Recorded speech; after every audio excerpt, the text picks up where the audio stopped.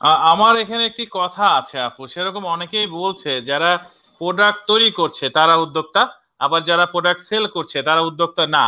এই ব্যাপারটা নিয়ে আপনার কি মত? বিকজ আমি এই কোশ্চেনটা আপনাকে করছি এই কারণে আপনারা অনলাইন প্ল্যাটফর্মটাকে একটি জায়গায় নিয়ে এসে দাঁড় করানোর চেষ্টা করছেন। আমি ই ক্লাব সম্বন্ধে যথেষ্ট ভালো জানি, আমি নিজেও মেম্বার, আমি নিজেও মাঝে মাঝে কিছু পোস্ট করি ই ক্লাবে।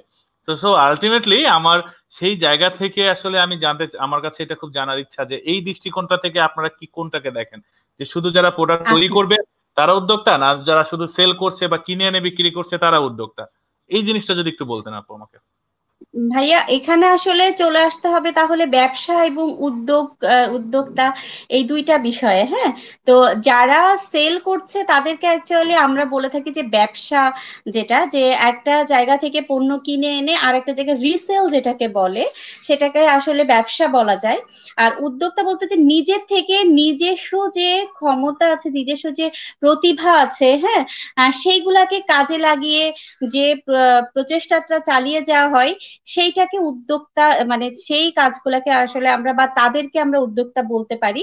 কারণ এখানে ব্যবসায়ী, যেটা আমি আপনাকে আবারও বলছি যে আমরা কিন্তু অনেকে ধরেন, সাপোজ আমি একটা উদাহরণ দিই যে বুটিক্স এ যারা বিজনেস করে, আমি তাদেরকে দিয়ে উদাহরণটা দিই। যেমন আমরা মার্কেট থেকে কিছু